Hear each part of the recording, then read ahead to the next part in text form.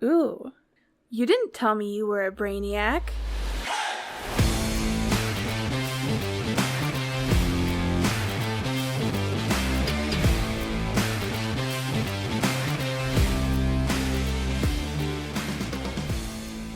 Welcome into LeatherBrainz. I am your host, Slapdog, and boy, oh boy, is it good to be back. Now, I have been gone for a while, and the person who has been playing host is not here today, that being Alan Casanova Castro, which is quite sad, but nonetheless, I have Scotty Del Rey here, and Scotty, it's great to see you, my friend. How you been? I've been good. It's been a nice break from you, and I've really enjoyed my time away from the boss. And we barely did anything, honestly. It was you guys held on the fort. We did. We did the bare minimum, and that's what I specialize in is the bare minimum. Get the job done, get it across the finish line. No one's impressed. That's why I did hear that you were quite happy I was gone. By the comments that you just made and the comments you made on the previous show, it was like 70% of the time you're happy to see me, and then 30% you're just like, I'd shut the fuck up. Which, yeah, but we're doing a podcast. Alan made a good point that that's probably pretty standard across most people. Like, if it's not your wife, maybe even then it could be your wife. I could be your wife, honestly. If it's not your dog, 70% of the time, it's like, all right, I like being around you for that 70%. Yeah, and dogs are the best because they're just like they're just so happy to see you all the time. They can't talk back. If it's a good dog and you have it well trained, they listen to you pretty well. So dogs are like the best thing to see at the end of the day. My dogs, I love my dogs. They've appeared on the podcast a couple times. Big old beautiful German Shepherds, but fuck, do they shed like crazy? And every single day, I am more annoyed with that feature of them. Do you think like you'll have dogs when the time comes for them to go to the dog heaven? Like you're going to reinvest? Because that's the problem. I mean, I have 2 golden retrievers and they shed quite a bit as well. And that's always the shtick with big dogs is they shed. Yeah, it's very annoying. My brother-in-law has a golden doodle, which that seems like if you're going to get a bigger dog, that's the way to go. Doesn't shed. It's basically a golden retriever. I don't know. I think it's pretty cute. It's just, from what I understand, they're very, very expensive because they don't shed. And my dogs are purebred German Shepherds. They're also very expensive, but I just like happened into them through connections. Like I would never spend, $1,700 on a dog or whatever. And I think that's kind of what you have to do to get a hypoallergenic golden doodle. I don't know that. Yeah, I mean that sounds on par. I just don't think they're as cute as regular golden retrievers. So I'll put up with the hair. But I don't know. I might get a fish or something. Man, fish probably are also excited to see you. They just can't show it as well.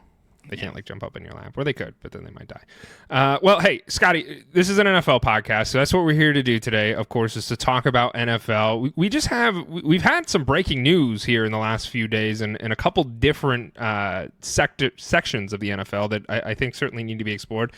And then I've put a list together of notable free agents. So these are free agents that are still not signed with teams that could make an impact on a team here as this offseason progresses, and or maybe even during, in season. There's a team that goes down, and we don't root for injury here on this show, but it happens. And some of these names might end up being rostered on a team. So I just kind of put a list together of some of the higher profile ones. I'm a fantasy football degen, so I tried to mix in as much offense and defense as possible, but I think there are some notable names here. So we'll touch on that, and then we're going to play this game at the end of the show if we've got time.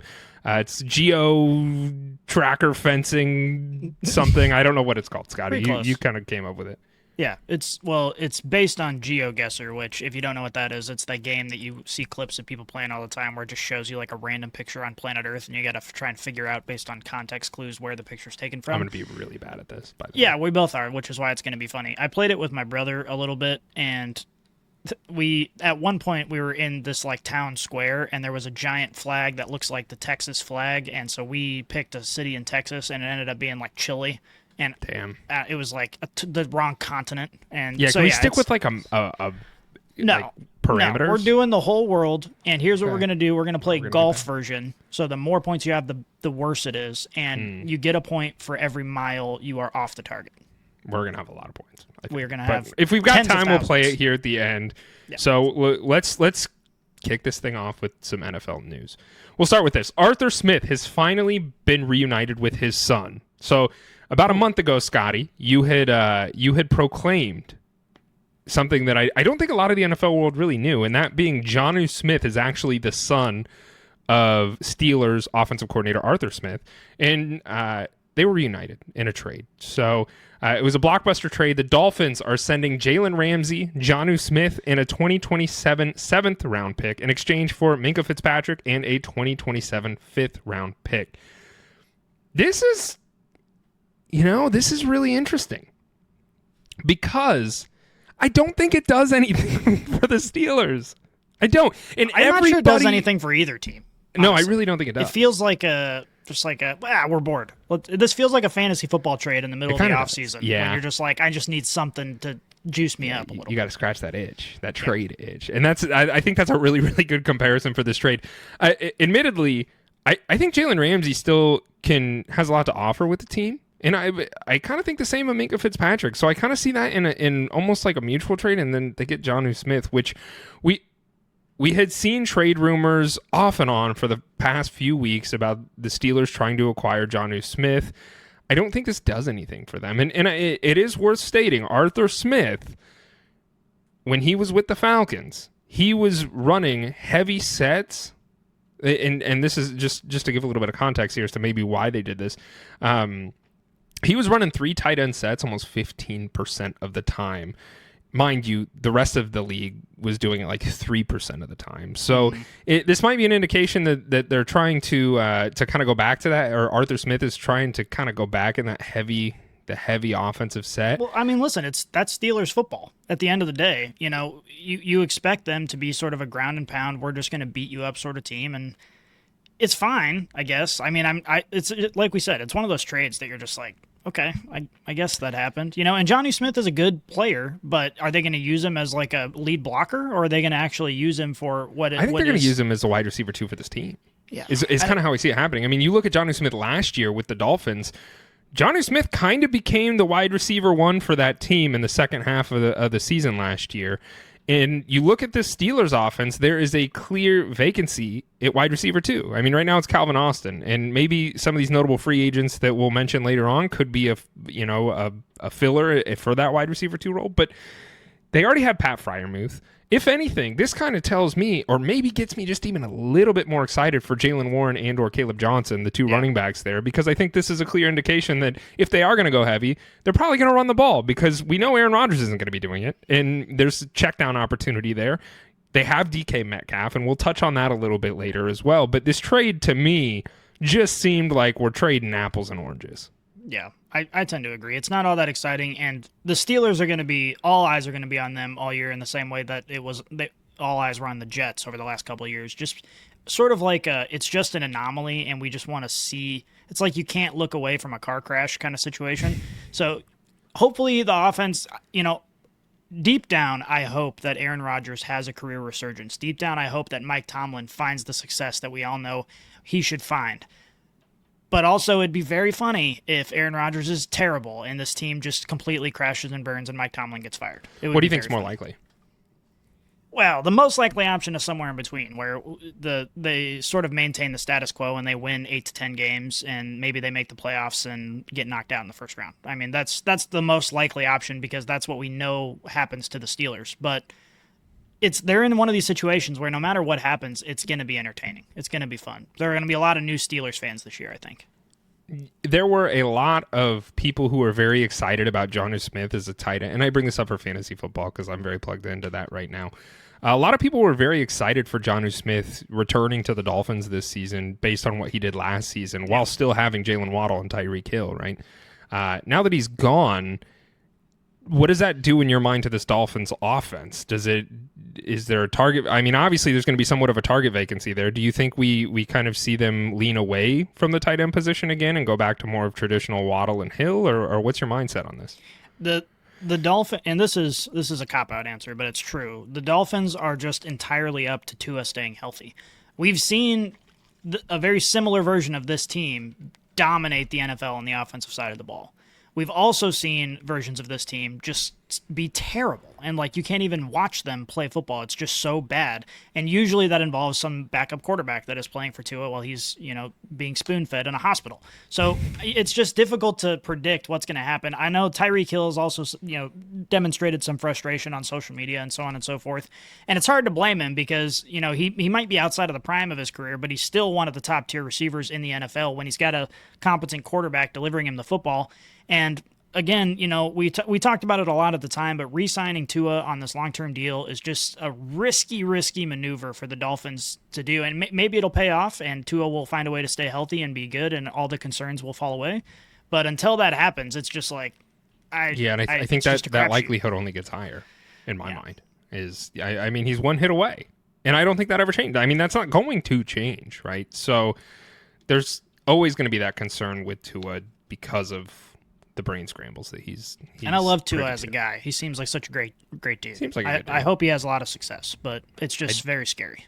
Yeah, I think the likelihood is less in the success category than it is the failure category based on everything they have going against them. So I do see, I think Jalen Waddle, if anything, is a huge winner for this in my mind because there is a target vacancy there.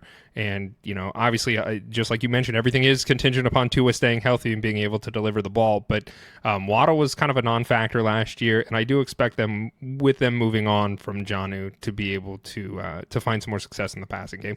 And the other thing to note, too, is you got Mike McDaniels there. And he is the narrative behind him is they haven't been able to win. They haven't been able to win in the big games. Now they can beat out the trash teams in the middle of the pack teams, but when it comes to playing elite talent, they can't win. And so the other concern that kind of comes to mind is, have defensive coordinators, the good ones, the ones on successful teams, have they figured him out? Have they figured his scheme out? Have they figured out how to scheme around what he's attempting to do?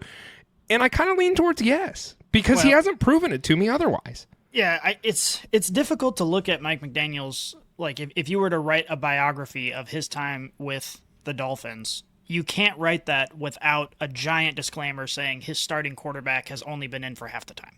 So when the offense is humming, like, you see a lot of good things. They have a lot of talent, a lot of speed, and it's a very fun offense.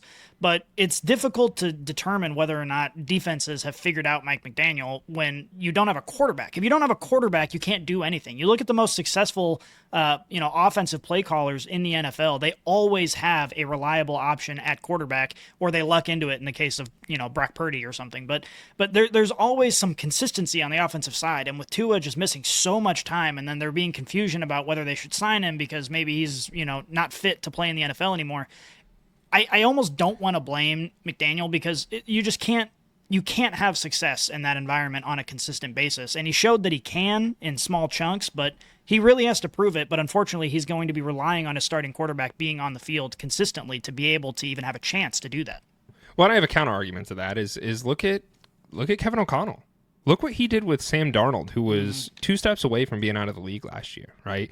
And Kevin O'Connell, he was a byproduct of a Shanahan system, right? He went over there, he done it. And look at Shanahan. I mean, you brought up Brock Purdy. That's another one where look what they were doing with Jimmy Garoppolo, right? Look at the success that they found with Brock Purdy. And Mike McDaniel is from the Shanahan tree. And my concern is he cannot develop a quarterback. And yes, I think everything that you mentioned certainly holds ground as far as the concerns with Tua, but I don't know if it's a front office problem where they're not giving him a fair shake at a really great backup quarterback. But even when you have quarterback slip-ups, these other teams are figuring it out from the Shanahan tree, but Mike McDaniels has not. And so I think in my mind, he shares about 35% of the blame, and I'm interested to see this season how things shake out, and that percentage could go up for me in the event that we do see some more errors and issues. Yeah, I don't know. I don't see the Kevin O'Connell comparison because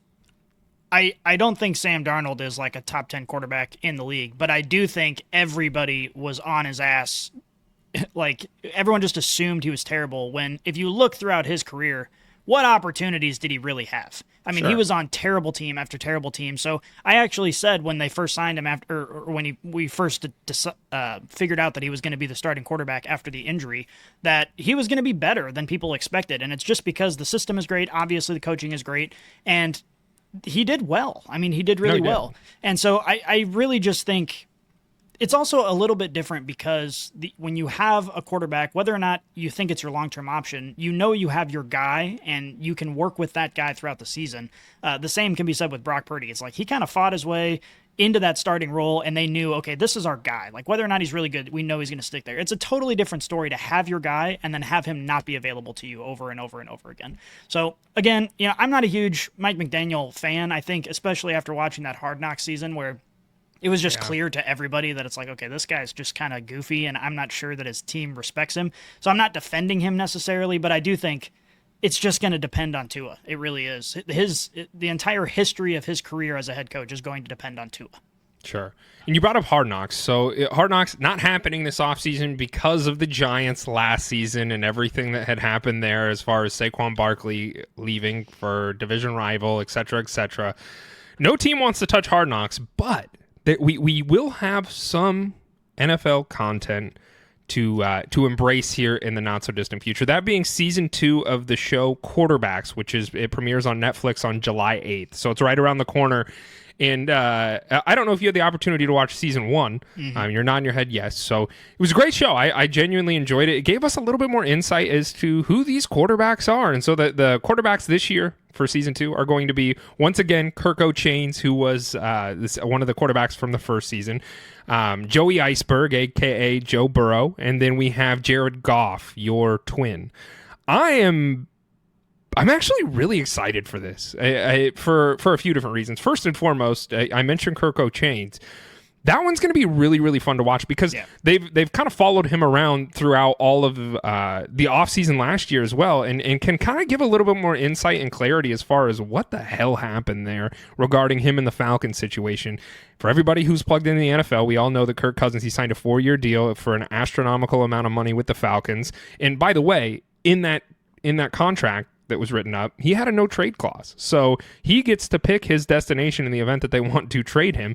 And then they draft, of course, Michael Penix. And so that threw everybody in the NFL world for a loop, us included, because, with everything that all signs indicated that Kirk Cousins was going to be the quarterback for the foreseeable future. And now that's not the case. He's a quarterback too. So I'm really, really interested to see how this all plays out in season 2 of quarterbacks here. And I want a little bit more perspective from his camp and his side of the fence. Yeah. I mean, it's funny because, if you were to pick which quarterback in the NFL you want to learn more about and get into their brain and how they find success, Kirk Cousins might not necessarily be on that list for a lot of people, but his story in this context is like by far the most compelling. It is very, very interesting. It was interesting watching him when the trade happened and he was having all that success and then the injury and all that stuff when he was with the Vikings.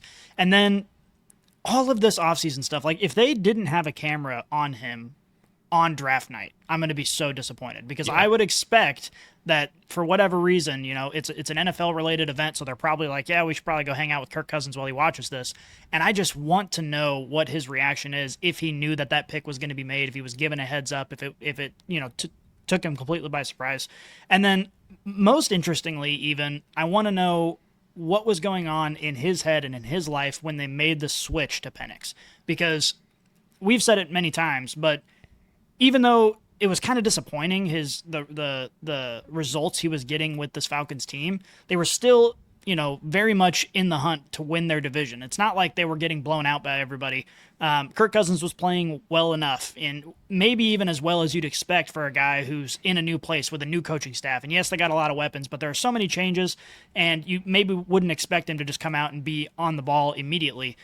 And then they made that switch, and people were talking about it before then, but given how long they waited, that also kind of took everybody by surprise. Like, they didn't make the switch in week 8. They made it in the tail end of the season. And again, when they were still competing for the division. So just being able to see Kirk Cousins and how he navigated all this confusion is going to be so very interesting. And then, of course, I'm expecting to look at Joe Burrow and hate him even more after this because he's just such a cringe dude. Like everything I'm excited. I'm excited for all three of these guys, and Joe Burrow. I'm actually also very excited for. It's gonna be half fashion shows. Like It's just terrible. Yeah, he's going to be talking about his Batmobile that he purchased in the offseason and all that stuff. The thing that I'm interested to see from Joe Burrow is I want a little bit more clarity as to who he is as an individual, because we get these glimpses in small windows from the NFL and from the media about who Joe Burrow is, and and obviously this is a show, so they can spin a narrative any way that they want. However, I want to see Joe Burrow a little bit more under camera, and I want to see kind of how his experience. I mean, you look at the Bengals aside, all three of these quarterbacks have very compelling stories, and Joe Burrow is included in that. You look at the offense for the Bengals last year, it was amazing. It was electric. It was the entire Bengals. They didn't have a defense. And so I want to see if they bring that up, how they navigate that situation. And, obviously with him having Jamar and T and the band's all getting back together for the foreseeable future. I want to see how it kind of ended last season. I want to see some of the relationships he has with some of his teammates and kind of see the behind the curtain of Joe Burrow. Yeah, we know he's a fashionista. Yeah, we know he has a Batmobile. But for all intents and purposes, he's basically Home Alone. Like he's Macaulay Culkin, and I kind of want to see how this plays out. So I'm excited for that. And then the last one, of course, Jared Goff. This one, I'm probably, it's close between him and Kirko Chainz for the two I'm most excited for, because Jared Goff has a really great story too. And one that he hasn't been able to tell, and obviously, like I mentioned, this is a TV show, so they're going to go in and kind of give their own thoughts and opinions, and they can spin any narrative they want. But you look at Jared Goff as a quarterback, as a human being, everybody was writing him off. I mean, the Rams wrote him off. They traded him for Matt Stafford, and I think looking back at that trade in retrospect, I think both teams won. I really do. And but what could that have done to Jared Goff? You think about it, if the ego is in play here, and that's got to be an ego blow, right? You're the starting quarterback for the Rams, and all of a sudden, they're basically saying, "Hey, we don't want you anymore. Like, we want this guy instead." And so that's got to be an interesting and kind of painful thing to happen to somebody, especially at that high of caliber of play. And then to see him in the success that the Lions have had, and he's largely attributed to why they are successful, and get to kind of see, I'm a Dan Campbell supporter, so I love the Lions. I want to see a little bit more of what's going on in the Lions camp, but I really want to see Jared Goff and kind of, I hope they pick his brain as far as what has happened and how he has continued to find success with this new franchise. I think we should maybe do a drinking game. I don't drink anymore, but it would be fun, theoretically, to do a drinking game to see how many times Jared Goff and Dan Campbell hug each other. Because I bet I see those guys hugging each other. Like, I would love to hug just Dan a Campbell. Weird amount of times, just embracing one another. But I don't know. Jared Goff's story, of course, is great. And, of course, everybody... You have to say nice things because he's your twin. Well, and I do like him. I think he's got a great personality. He seems like a great leader. He's found success. He's fought through adversity. And... currently, in my opinion, he finds himself on one of the top 2 rosters in the NFL. So I think he's great. I hope they have a lot of success this year. If the Lions win the Super Bowl, I think that'd be sweet. Like, it's great. It's exciting. And I think I'm probably least excited for his storyline just because we kind of know most of the stuff about it. But it'll, of course, be interesting to hear his perspective.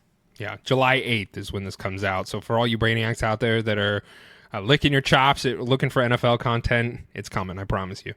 Let's pivot over and talk about a suspension by none other than former Ravens kicker Justin Tucker. He is now suspended for the first 10 games of the 2025 NFL season for violating personal conduct policy.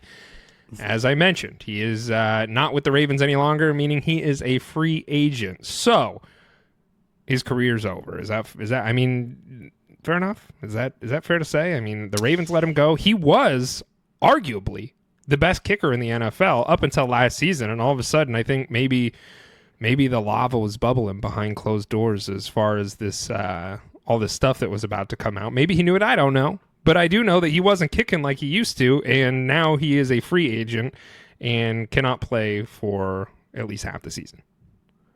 So I tend to believe Justin Tucker's career is over, and I think that, I mean, there are some other kickers as well that are pretty high profile kickers that are no longer on teams, and Justin Tucker's one of them. So I think, do you think that he's done? I would lean toward yeah. I mean, it's difficult. If Deshaun Watson didn't happen, then maybe you could see a team being like, all right. Yeah, the biggest thing with Justin Tucker is as far as the public goes, we still don't really know the details. We've just heard kind of hearsay about all the stuff that happened. And you assume that the NFL knows more than we do, which is why they suspended him. So it's obvious that, we can come to the conclusion that there was some bad shit that happened. But without knowing all that stuff, like all the specific details, the biggest thing that you could say about Justin Tucker is he just really started to kind of suck. And again, we're assuming, but I think it's a fair assumption to say, okay, obviously this stuff was starting to bubble up and maybe he recognized, oh shit, like this is going to be really, really bad. And that got into his head and he was less focused on football. And that's why he started to trail off in his career. So you could make the argument that, okay, he's going to serve his suspension. All this stuff is now out. It's kind of off his shoulders, off his back. Maybe we give him a chance because he was like the best kicker in NFL history. And if he can be 90% of that, he's still going to be better than most of the free agent kickers or the drafted kickers that we're going to pick up. So you could see the rationale why a team would maybe want to give him the shot.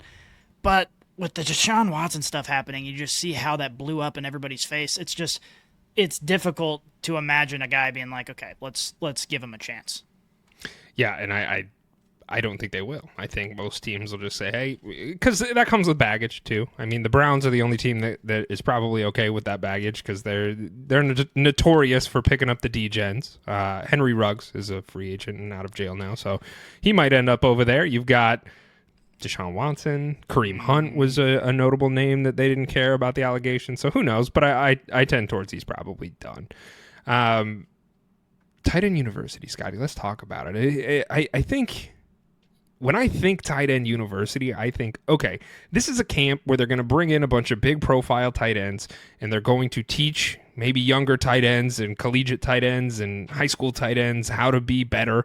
And I don't think that's the case at all. And in fact, I think this is just a place for, quote unquote, the unappreciated players to party.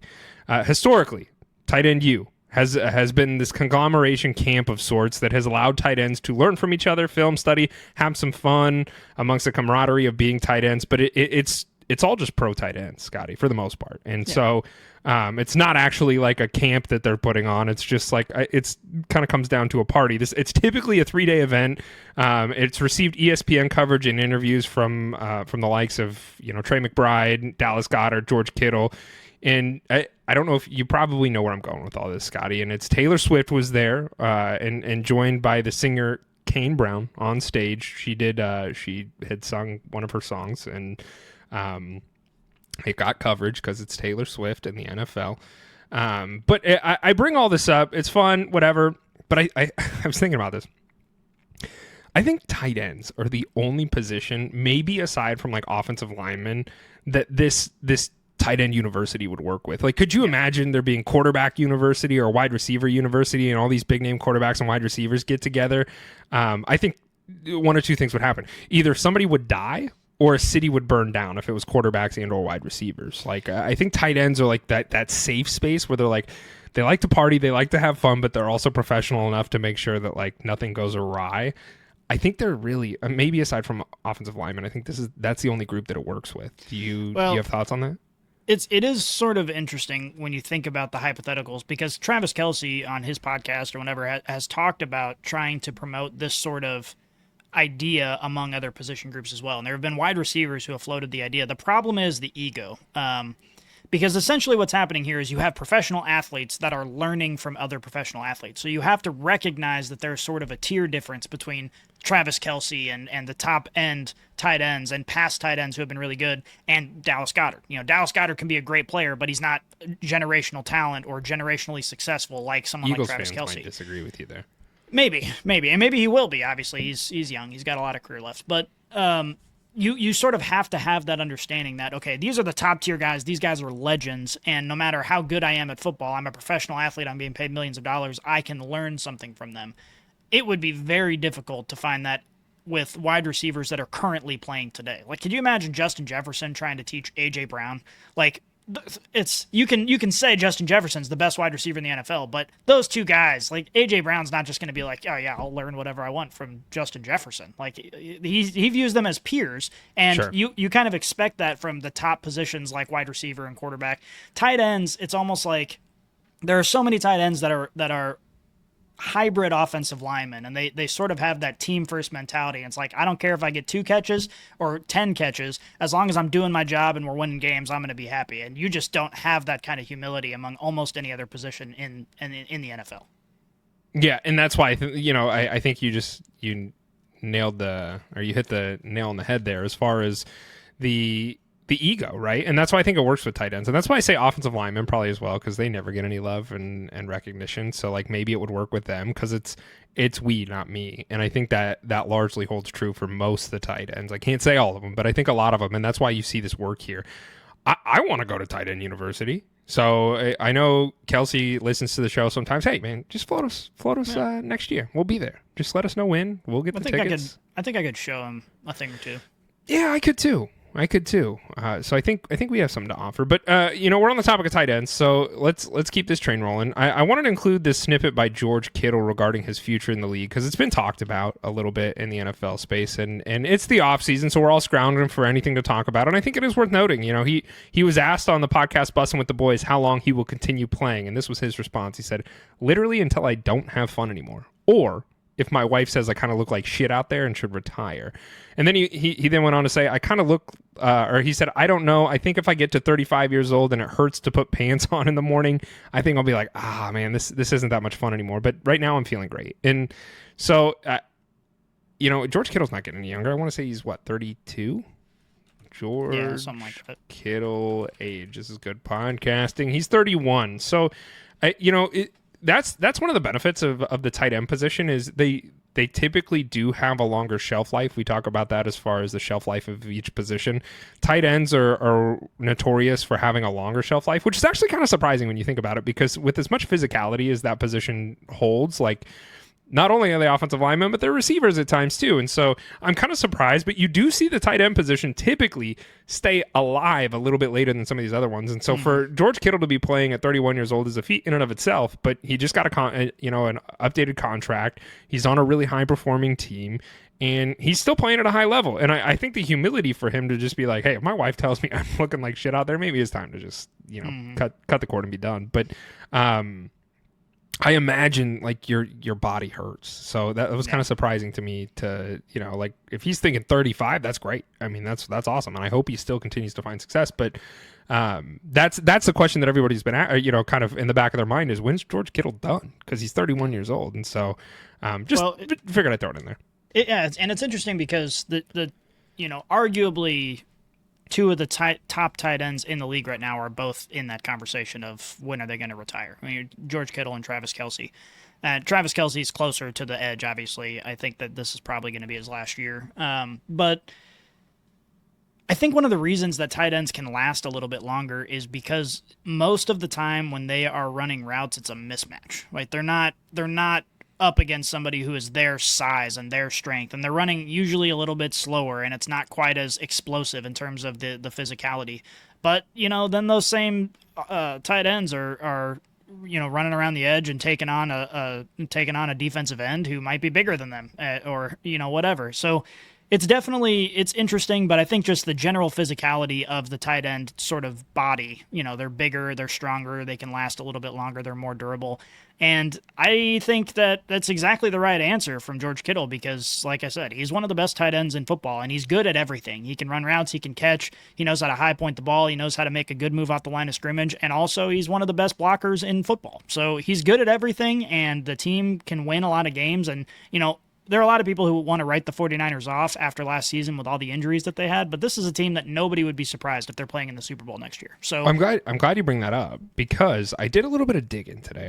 I was as I mentioned, I was kind of looking at the notable free agents list, which we're going to get to here in a little bit, but I was looking at the teams and how many teams lost players. The 49ers are currently favored second to win the NFC right behind the Lions. Yeah.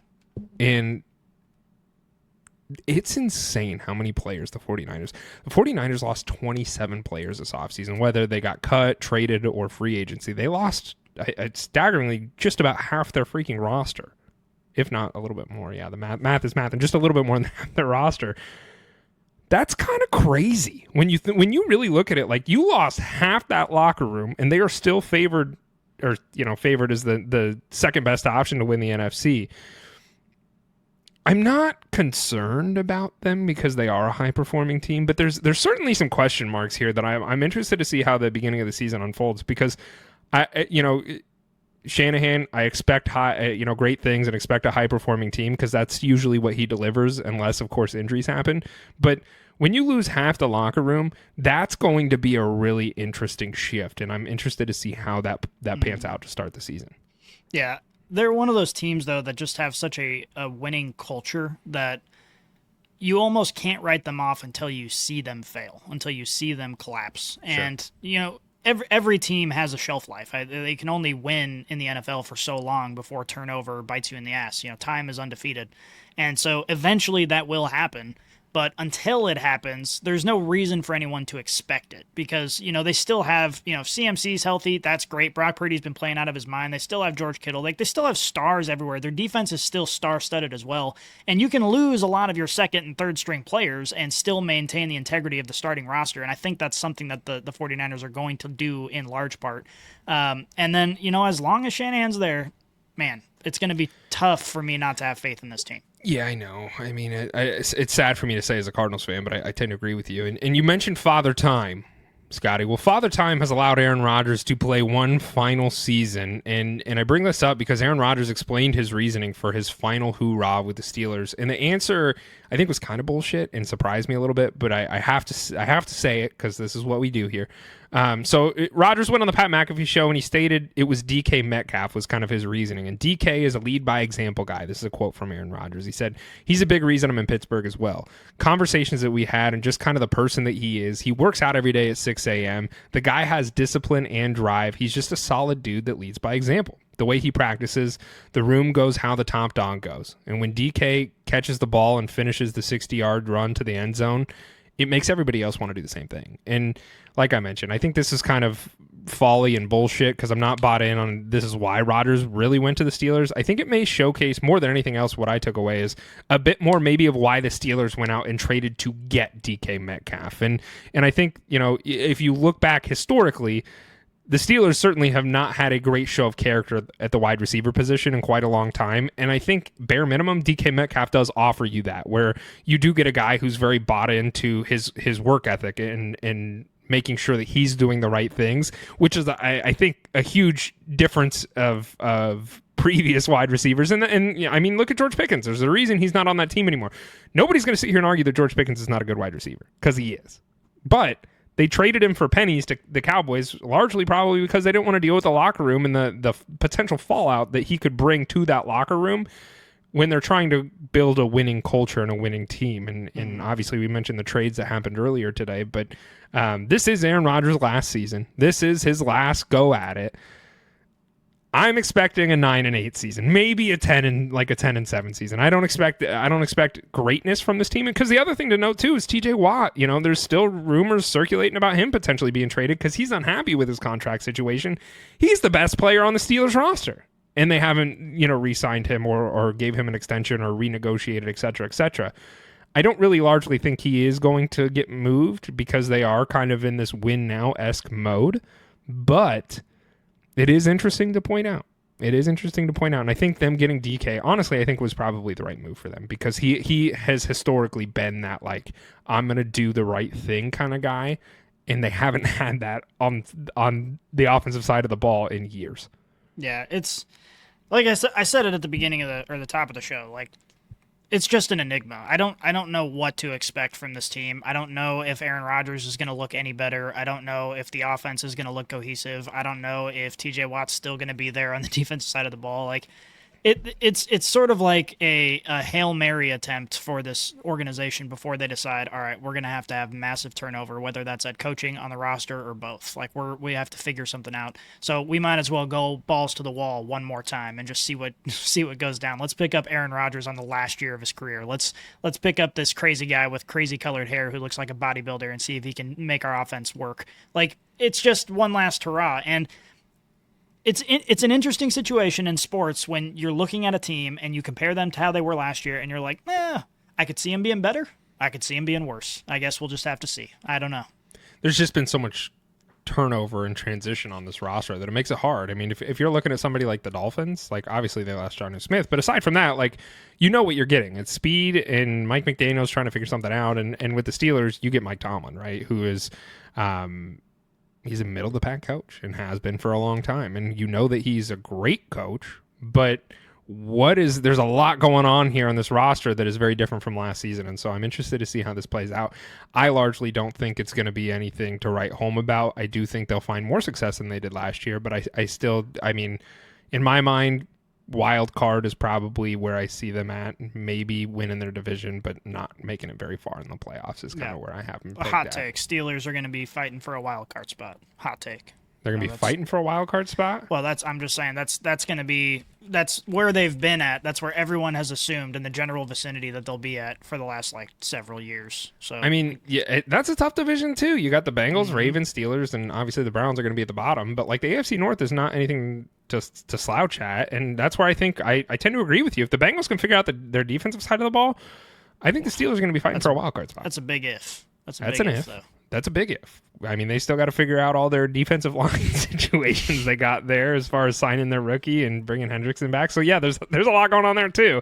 Don't get me wrong, but they got to figure out their defense. And if they do, I think the Steelers are probably fighting for a wild card spot is kind of where I have them pegged at. So, yep. All right, notable free agents, Scotty. So these are free agents that are just big chilling on their couch. Probably not. They're probably still in really good shape and trying to vie for a roster spot somewhere. But I imagine a lot of these guys at this point in the season, they're going to wait until injuries happen, which injuries happen everywhere. And as I stated at the top of the episode, we don't root for injuries, but they do happen. And some of these players could still add something to a team. So some of these are more glamorous than others, but I'm a fantasy football degen, so I try to focus more on offense. However, there's an equal split, I think, between both offense and defense. So we'll start with the top. Amari Cooper, still a free agent. I think, if any, and I'm not going to do this for every single player, but I like what team could use Amari Cooper? Where could Amari Cooper go that you would see? Both him and Keenan Allen are both currently free agents. Is there any teams that come to mind that you could see them signing with that would be a great value add? Well, the first team that comes to mind is the Steelers. I know we've talked a lot about them, but just adding another layer of wide receiver talent. And honestly, someone like Keenan Allen to the Steelers is very interesting to me because Keenan Allen is, especially with his short stint in Chicago, he sort of knows where he's at in his career. He's like, I'm still good. I still can make a big impact, but I'm not going to be the top dog, and that's just where it is. And I can be more of that locker room guy and that mentor. And having someone like Keenan Allen with the Steelers, maybe to mellow out the crazy a little bit, I think could be very valuable. Not to mention, he's just a talented wide receiver who's just, he's had some trouble with health in his career, and he just can't be the go-to guy anymore. You could largely say a lot of the same stuff about Amari Cooper. I think if healthy, I would rather have Keenan Allen, but, I would agree with that. And the Steelers are certainly one that comes to mind. Arizona Cardinals are another one. I mean, right behind Marv, you've got Michael Wilson. I think Amari Cooper or Keenan Allen, if healthy, could be a big value add to that wide receiver room, and I would be very interested in getting Keenan Allen in the event that he would be willing to sign. You think about that, the Bills, of course. I mean, is Keon Coleman and Khalil Shakir the end goal? But we kind of saw that project play out with Amari Cooper last season, so the likelihood that happens again is low. I mean, those are kind of the top three that came to mind for me right there. Of course, the Saints are another one that they need help everywhere. They need everything. Yeah, so you could probably say the Saints for every single one of these players that we're about to talk about because they need help everywhere. But the Steelers, I do agree. I think Calvin Austin is not a great wide receiver too, and if you're going to make this quote-unquote all-in push, you should probably be looking at trying to acquire one of these wide receivers to help bolster that wide receiver room. So, of course, you got those two wide receivers, and then you have Von Miller, Jordan Poyer, Justin Tucker, who we talked about a little bit earlier. You got Gabe Davis, which is kind of interesting because the Jaguars paid him an exorbitant amount of money to do absolutely nothing, and he's now a free agent. And Tyler Boyd, who's kind of been a non-factor for a while now. The Gabe Davis one is a little bit more interesting to me because he is just a little bit on the younger side of where these vets are at, but I don't see a trajectory in which he makes a successful impact. I think I'd still rather have Keenan Allen than Gabe Davis. Carson Wentz is one that's interesting to me. This is Super Bowl winning quarterback Carson Wentz. Yeah. Kind of. Yeah. Kind of. With a little bit of an asterisk there. He earned it more than Kenny Pickett did. We say Super Bowl winning quarterback Kenny Pickett. No, I agree with that. He did.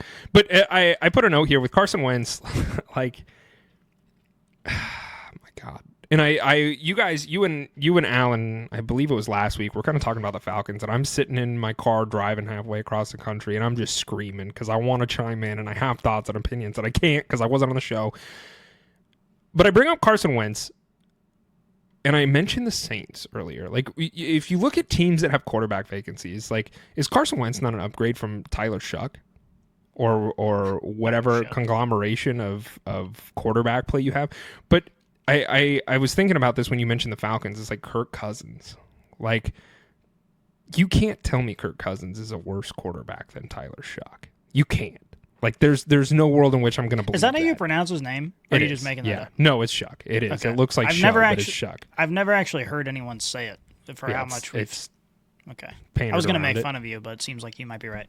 No, it is Tyler Shuck. I can confidently state that. But, I mean, obviously, the glaring thing is the Saints and Falcons are rivals, and of course, the Falcons are going to want a boatload for him. But the likelihood that Kirk Cousins is a Falcon by the end of the season, do you think that's high or do you think that's low?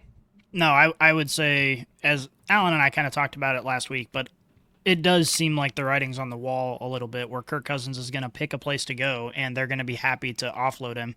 But the options are just going to be limited with that contract, unfortunately. So he's just been so royally screwed by the Falcons, and I understand why the Falcons wanted a younger quarterback. I don't understand why they signed Kirk Cousins to a long-term deal and then made the decision that they wanted a younger quarterback. It's those two things together seem very confusing to me, and it just all makes me feel really bad for Kirk Cousins, who I think does have skill to offer the league and in the NFL. I could see him playing for another several years.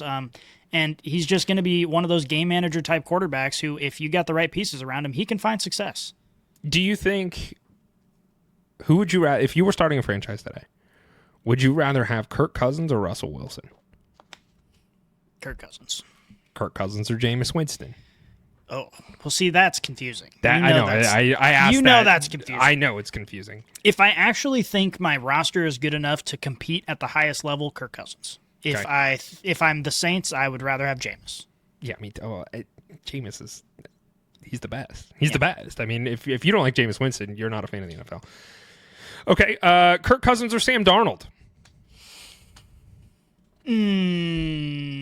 I think I would take Sam Darnold. I think the age makes a difference. Sam Darnold's durable. He's been through some shit. And I think, again, it all depends on the team makeup, too, because when you're talking about these quarterbacks that aren't top-tier elite, it really has to be a good fit. I think Kirk Cousins is probably a better locker room guy, better leader. So if you've got a lot of young talent, Kirk Cousins would probably be the better option. But Sam Darnold, I think, is better than what most NFL fans have given him credit for throughout his career. And obviously we saw that pan out, but he was in like the best possible situation with Kevin O'Connell and the Vikings and having Justin Jefferson. I still think that he can perform at a pretty high level. I see the output for both those players pretty similarly, so the rest is details. It's going to depend on the roster. It's going to depend on the situation, the coaching staff, all that stuff. Okay, I'm going to ask one more. Kirk Cousins or Zach Wilson? Kirk Cousins. Okay. And I pose that question because Zach Wilson is the quarterback too for the Dolphins right now. Yeah. And we at the top of the show, he's a lot less expensive. Sure. But the likelihood that Zach Wilson has to take snaps this year, pretty high. Yeah, right? but when you're the Dolphins, you've invested. You've decided. You can't invest in a backup quarterback like that. I think let the Falcons eat part of his contract, take him on a deal. Yeah. And move and get something back in return for him. And now you have a very competent quarterback, too, that in the event that you need him, which the likelihood is quite high, you have a good quarterback, too. You have a very good quarterback, too, that's going to be able to still continue to, fingers crossed, if you're the Dolphins, carry you to success. Yeah. Yeah, it's interesting. I do think that the most likely scenario is someone trades for Kirk Cousins with the expectation that he's the starter. I think that the situation is going to be my quarterbacks are terrible or injured, and we need to make something happen to get a starting quarterback that can play. I don't see a team dealing with that contract and fighting through the negotiations to sign Kirk Cousins as a QB2 at this point. I think somebody's going to want him as a starter. Sure, and I don't disagree with you, but I if you look at the contract, the Falcons did everything back assward. right? Like you see like Jaden Daniels, great example, right? Or CJ Stroud, where you have these quarterbacks, or Brock Purdy, on rookie deals. So, hey, let's surround them with talent and make a push right now. And instead, what the Falcons did was, let's sign this aging asset, go get a rookie quarterback that we believe in, and just have dead space on our roster where we have to pay our quarterback to an exorbitant amount of money. Nobody's going to want to take on that like, if you look at the league right now and you look at the landscape for the quarterback market, nobody is going to want to take on that contract for what the Falcons paid for him. Nobody is going to. And so one of two choices comes for the Falcons, and this is coming out of my mind. So one of two choices. The Falcons either are going to trade him and eat some of that cap that they promised him and, try and renegotiate so they don't have to eat all of it. And or I think what's maybe more likely is he sits on the bench as a quarterback too. Michael Penix has had some injury issues when he was in college, and for quarterbacks, he's not young. I want to say he's 26, right? 25, 26. So he's on the older side for a rookie quarterback, right? The likelihood that Michael Penix gets hurt, I don't want to say it's high.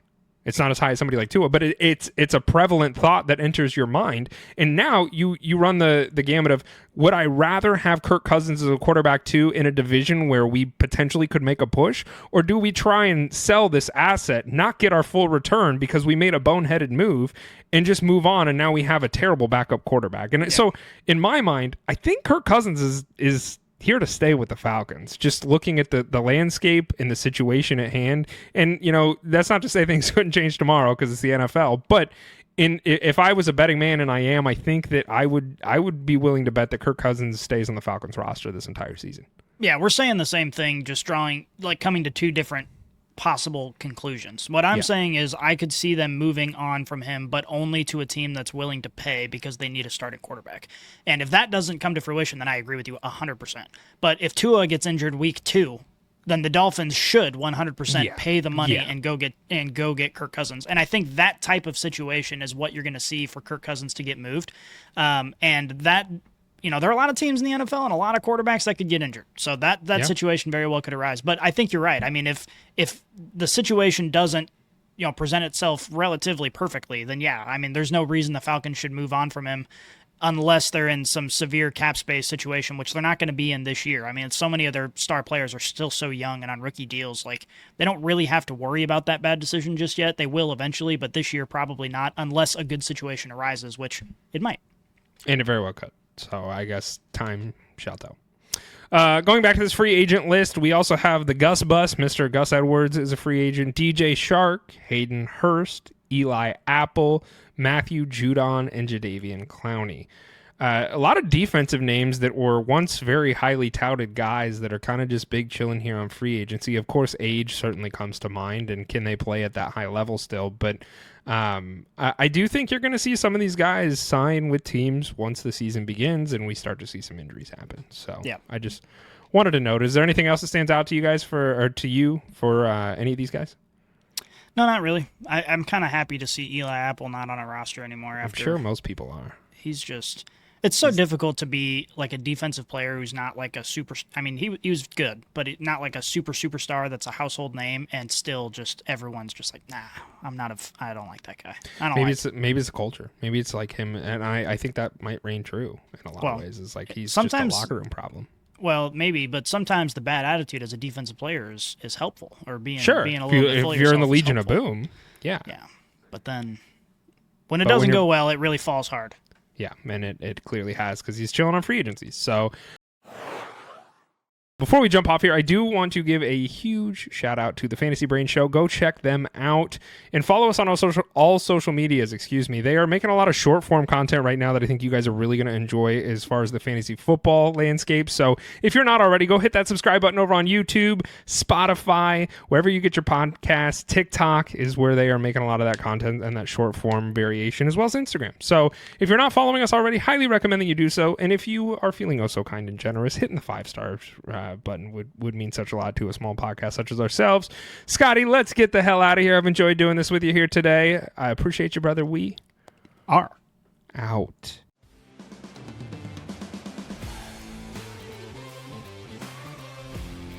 If you enjoyed this episode, make sure you tune into our new releases every week on your favorite podcast app. Follow us on Twitter, Instagram, and Facebook, and check out LeatherBrainz.com for all of your fantasy football needs. And remember, Brainiacs, a championship should be more than a fantasy.